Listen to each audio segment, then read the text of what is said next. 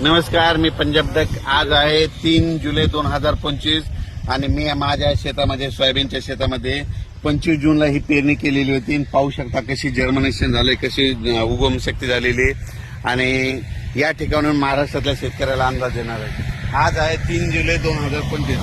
राज्यामध्ये सांगायचं झालं तर पूर्व विदर्भ आणि पश्चिम विदर्भ म्हणजे ह्या 6-5-11 जिल्ह्यामध्ये भाग बदलत पाऊस पडणार आहे. त्याच्यानंतर तो पाऊस हिंगोलीकडे येईल काही भागात, त्याच्यानंतर तो परभणीकडे येईल, बीड जिल्ह्यात काही जाईल, जालनाकडे राहील, बुलढाण्याकडे राहील, इकडे जळगावकडे देखील राहणार आहे. पण राज्यात मात्र सध्यानं 6 तारखेपर्यंत असाच भाग बदलत पाऊस पडणार आहे म्हणून हा अंदाज लागतो. सांगायचं झालं तर 10 जुलैपर्यंत असाच वेगवेगळ्या भागात पाऊस पडणार आहे. सर्वदूर पडणार नाही म्हणून हे सर्वांनी लक्षात घ्यायचं. जिकडे पडला तिकडेच पाऊस पडणार आहे. ज्यांना सोडून दिला त्यांना सोडून देणार आहे.